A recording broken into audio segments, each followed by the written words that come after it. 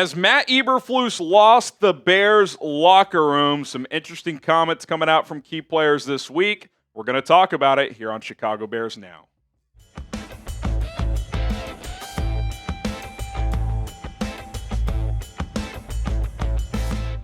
I'm Harrison Graham. Has Flus lost his grip? Is he at least losing his grip? Multiple players have made some interesting comments since the Bears' heartbreaking loss in Washington on the Hail Mary. We're going to call it the Fail Mary here on Chicago Bears Now. And some of these comments to me are a direct questioning of coaching, in my opinion. So let's kind of outline some of these players' comments, and we will go from there. Let's start with DJ Moore, who hops on radio 670 The Score every single Monday after the Bears games. And here's a comment he had to make when asked about the Doug Kramer fullback dive call. I don't know the reason behind the play call. It's been up for a few weeks, but I didn't think we were actually going to call it in a game like this. In other words, he thought, okay, this is a fun play in our goal line package with our backup center who we play at fullback sometimes, that, yeah, in a blowout situation or early in a game, we might try it in short yardage. Not when you're down 5 in the fourth quarter with the game hanging in the balance. And I've been asked this, and I know I've said it a couple of times.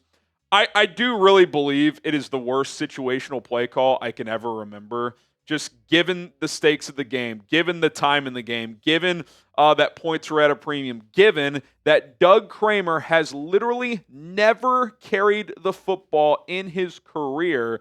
You go to that in that spot on 3rd and goal at the 1. Like, the more I think about it, the more moronic it actually is.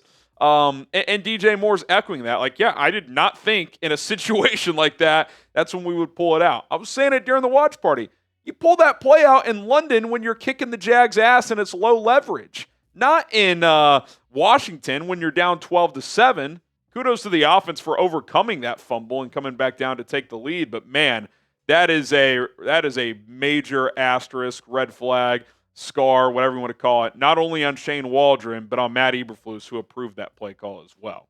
Is the Kramer play call the worst one you've ever seen? When you add it all up, that you can at least remember. I'm sure there's plays that, 10 years from now, I'll forget some of these. I will not ever forget this Doug Kramer call. I can promise you that. And if you know it's a play you'll never forget, it's got to be up there.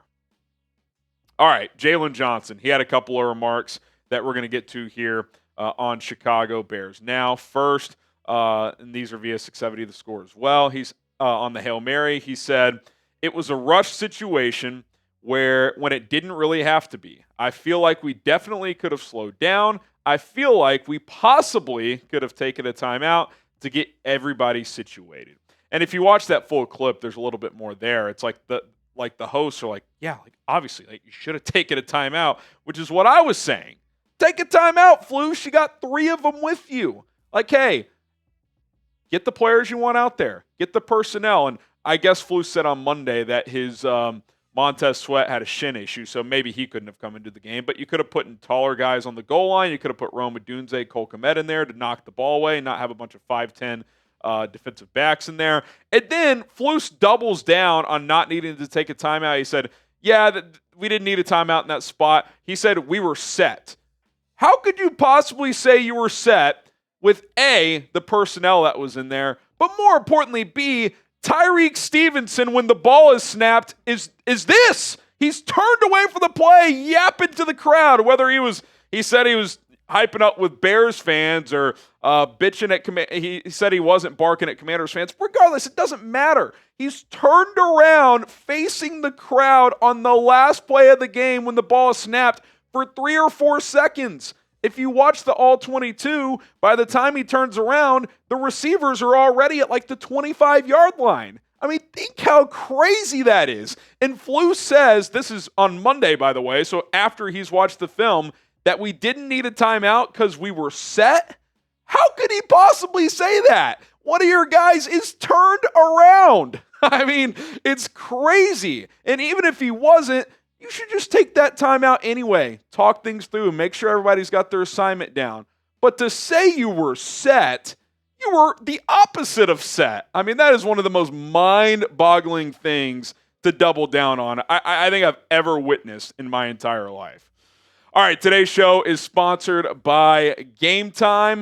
Shout out to Game Time for sponsoring today's show. Go check out tickets from there. And if you're looking to go to a Bears game, Blackhawks, Bulls, any other sporting event, concert, comedy show, Game Time is the place to do it. And their feature, Game Time Picks, makes getting tickets to see your favorite teams and performers play much easier because they're going to kind of find price points on the map of the venue, and that way you're not scrolling through thousands of tickets. You're like, okay, level 200 level, that's how much these tickets are. Nosebleeds, up close. You can kind of figure out based on your budget where you want to sit, and then it just narrows down finding your tickets a lot easier. It takes way less time, so be sure to take advantage of that feature. Other features within the app, views from the seat, so you know your exact vantage point. They have things called super deals, which are the best bang for your buck. Sometimes you'll get discounts on certain seats throughout the stadium, which is awesome. You can also pay with your Venmo balance, which I always got extra money floating around in there. I know a lot of you guys do as well. So here's what you need to do. Download Game Time today. Use promo code ChatSports. That's ChatSports, all one word,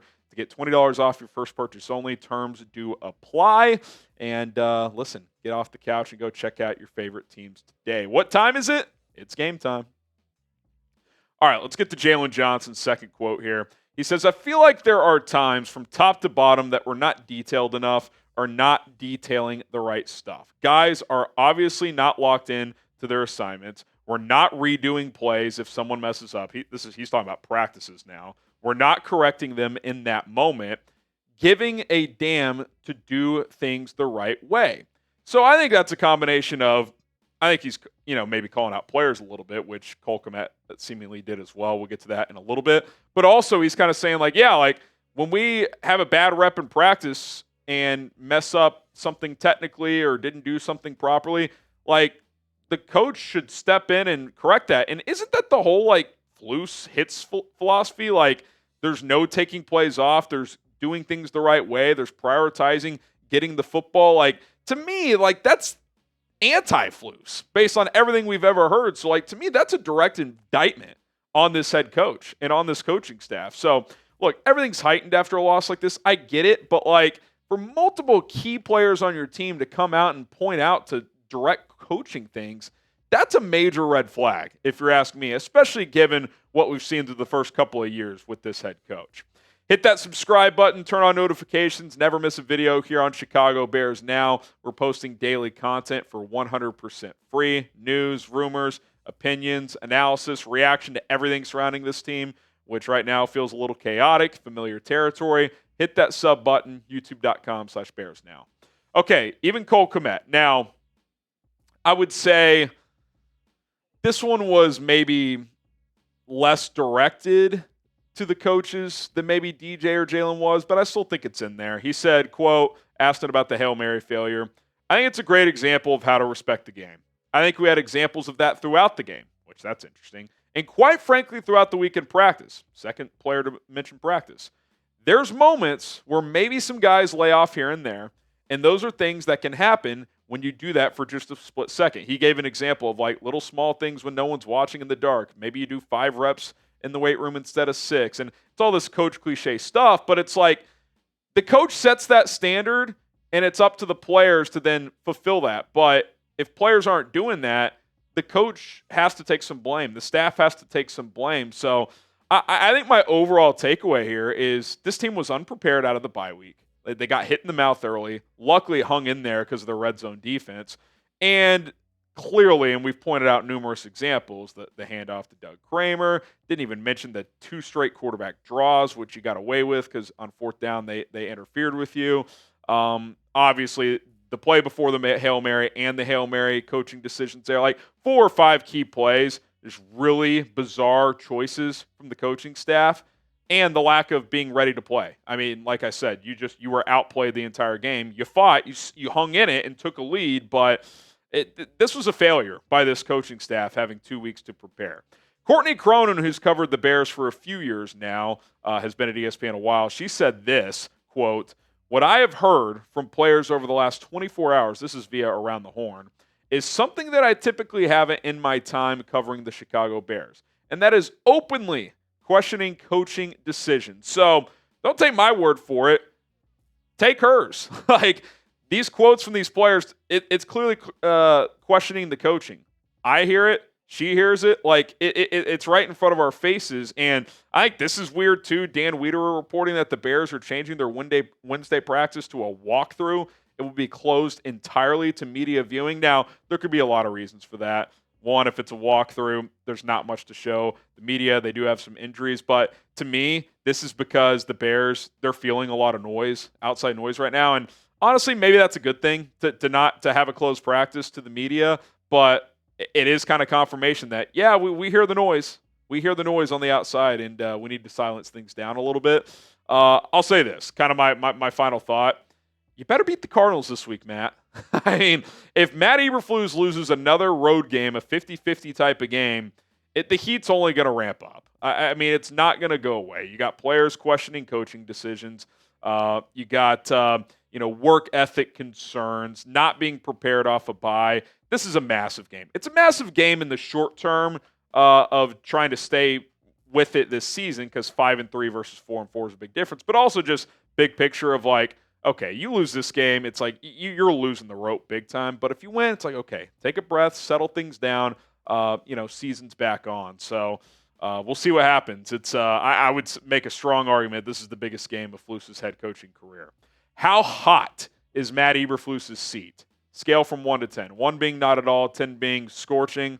I think after what has happened, not just in the game, but the last couple of days, I'm going to put it at an 8. I think it's pretty high. I think the outside noise, especially since this is a pivotal year for him already, is starting to seep into the organization. They're having to have a closed practice.